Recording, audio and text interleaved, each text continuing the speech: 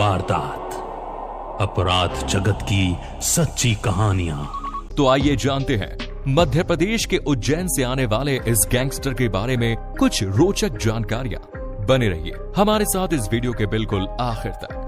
इस तरह की फेसबुक पोस्ट आने के बाद 24 घंटे के भीतर दुर्लभ कश्यप को कम से कम 2 लाख बार सर्च किया गया, यह देखने के लिए कि आखिर वो कौन व्यक्ति है जो इस तरह की पोस्ट कर रहा है। YouTube और Facebook पर दुर्लभ कश्यप के नाम से जो भी वीडियो बनते हैं उसे अब तक लगभग 50 करोड़ लोग देख चुके हैं। इस तरह का विज्ञापन सामने आने से लोगों के मन में एक तरीके का कौतूहल पैदा हुआ कि आखिर ये कौन व्यक्ति है जो बाकायदा ऐसा विज्ञापन दे रहा है, क्योंकि इस तरीके का विज्ञापन देकर अपराध के लिए लोगों को प्रेरित करना न केवल कानून के खिलाफ है बल्कि ये एक दुस्साहस भरा काम है।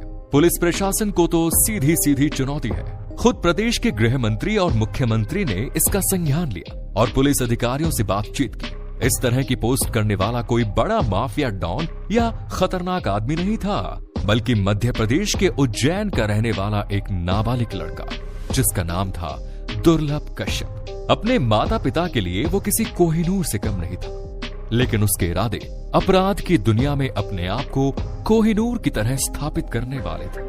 लेकिन जिंदगी में आप किसी भी फील्ड में काम करो, जोश के साथ होश का होना बहुत जरूरी है। चढ़ती जवानी में जब जोश उबाल मारने लगता है तब होश पिछले दरवाजे से निकल जाता है, और दुर्लभ कश्यप के साथ भी कुछ ऐसा ही हुआ। उस समय उज्जैन में पुलिस सुपरिटेंडेंट के तौर पर सचिन अतुलकर तैनात थे और वो एक बार जेल में चेकिंग के लिए गए। उन्होंने वहां कुछ लड़कों को लाइन में खड़ा हुआ देखा। उनमें से एक लड़के के पास वो गए और उससे पूछा कि दुर्लभ कश्यप तुम हो? तो उसने हाँ में जवाब दिया। तब एसपी साहब ने उससे कहा कि तुम जेल में हो इसीलिए ठीक हो, बाहर होते तो तुम्हारा जिंदा रहना मुश्किल था, क्योंकि तुमने बड़ी छोटी सी उम्र में बहुत सारे दुश्मन पाल लिए हैं। मध्य प्रदेश के उज्जैन का रहने वाला दुर्लभ कश्यप एक सक्सेसफुल बिजनेसमैन का बेटा था और उसकी माँ एक टीचर थी। वो अपने माता पिता की इकलौती संतान था, इसीलिए माँ बाप भी उसे प्यार से कोहिनूर बुलाते थे। दुर्लभ कश्यप सामान्य बच्चों की तरह स्कूल में पढ़ाई करता था। एक दिन स्कूल में उसके एक दोस्त को स्कूल का ही एक सीनियर पीटने लगा। दुर्लभ उसके पास गया और उससे रिक्वेस्ट करता है कि भाई मेरे दोस्त को मत पीटो वरना अच्छा नहीं होगा। इस बात पर सीनियर ने भी अकड़ दिखाते हुए कहा, तुम मेरा क्या कर लेगा? दुर्लभ कश्यप ने एक जोरदार तमाचा अपने सीनियर के गाल पर जमा दिया। इस एक तमाचे की गूंज पूरे स्कूल में फैली और अब दोस्तों के बीच दुर्लभ कश्यप एक ऐसे कैरेक्टर के रूप में पहचान बन गया जो दूसरों की मदद करता है। लेकिन ये तो बस शुरुआत थी। इसके बाद दुर्लभ ने कभी जीवन में पीछे मुड़कर नहीं देखा। वो पढ़ाई लिखाई में काफी होशियार था, समझदार था, लेकिन इस तरह के इंसिडेंट की वजह से वो दोस्तों के झगड़े समझाते समझाते कब गुंडागर्दी के रास्ते पर चल दिया उसे खुद एहसास नहीं हुआ। उसे तो अपनी पावर का चस्का लग चुका था। आगे चलकर उसे हथियारों का चस्का लगा। उसने अपने लुक को भी चेंज किया। माथे पर बड़ा सा टीका, आंखों में काजल, कभी दाढ़ी बढ़ी हुई तो कभी बाल बढ़े हुए, काले कुर्ते के ऊपर गमछा और गले में बड़ी बड़ी माला पहने हुए वो सोशल मीडिया पर जब भी अपनी पोस्ट डालता था तो उसे देखने वालों के दिल खिल जाते थे और लोग उसे फॉलो करने लगते थे। इनमें ज्यादातर लोग नौजवान और नाबालिग होते। इसके बाद दुर्लभ कश्यप छोटी मोटी बदमाशियां करने लगा। किसी की गाड़ी का शीशा तोड़ना हो, किसी को मारना पीटना हो, इस काम के लिए वो हमेशा हाजिर हो जाता। हालांकि इसके माता पिता इसे बहुत समझाते कि इस तरह की हरकतों से बेटा दूर रहो, ये ठीक नहीं है, लेकिन इसे तो यही रास्ता अच्छा लगने लगा। आगे चलकर दुर्लभ कश्यप के माता पिता खुद ही अलग होकर रहने लगे। पिताजी इंदौर में रहते थे तो माँ उज्जैन में रहकर टीचिंग करती थी। धीरे धीरे दुर्लभ कश्यप का गैंग बढ़ता जा रहा था और उसके हौसले भी बुलंद होते जा रहे थे। इसी बुलंद होते हौसलों में उसने फेसबुक पर एक पोस्ट लिखी, कैसा भी अपराध हो, विवाद हो, किसी की हत्या करनी हो तो हमसे संपर्क करें। इसके बाद राजनीतिक गलियारों के साथ साथ शासन प्रशासन में भी हड़कंप मच गया। उस समय उज्जैन के एसपी सचिन अतुलकर थे। उन्होंने जब इस लड़के के बारे में पता किया तो वो जानकारी मिली कि इस लड़के पर 9 मुकदमे पहले से ही दर्ज हैं और इसकी गैंग में अब तक कुल 23 लोग शामिल हो चुके हैं। पुलिस ने साल 2018 में दुर्लभ कश्यप और उसकी गैंग के सदस्यों को पकड़ लिया और पकड़ने के बाद जब उन्हें मीडिया के सामने प्रस्तुत किया तो मीडिया ने सवाल किया कि आखिर दुर्लभ कश्यप कौन है। तब एसपी साहब ने कहा कि आप खुद ही पूछ लीजिए। इसके बाद दुर्लभ कश्यप ने जिस अंदाज में अपना हाथ उठाकर अपना परिचय दिया, उसने सबका ध्यान अपनी तरफ खींचा।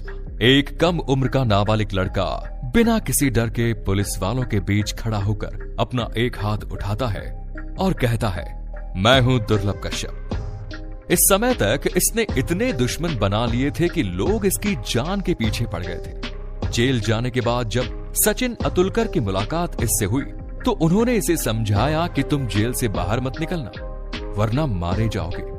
दुर्लभ ने अपनी बेल कैंसिल करा ली, लेकिन इसके बाद कोरोना का समय आ गया और कानूनी तौर पर जेल से मुजरिमों को छोड़ा जाने लगा। छोटी मोटी धाराओं में जेल के भीतर रहने वाले आरोपियों को रिहा कर दिया गया ताकि उन्हें कोरोना ना हो। दुर्लभ कश्यप जेल से छूटकर अपने पिता के पास इंदौर पहुंच जाता है और कुछ दिन वहां रहने के बाद वो वहां से उज्जैन अपनी मां के पास आ जाता है। ये घटना 6 से 7 सितंबर रात की है। साल 2020 में अपनी मां के पास था। मां दुर्लभ के पसंदीदा व्यंजन बनाती थी, लेकिन उन्हें खाने से पहले मां बेटे आपस में बातचीत कर रहे थे और इसी दौरान बाहर से दुर्लभ के दोस्त उसे बुलाने के लिए आ गए। वो मां से कहता है कि मैं ये सब आकर खा लूंगा और उनके साथ चला जाता है। हालांकि मां उसकी इस आदत से परिचित थी कि वो पहले भी इसी तरीके से अपने दोस्तों के साथ निकल जाता था। उनके साथ बैठकर खाना पीना नशा करना उसकी आदत में शामिल हो चुका था।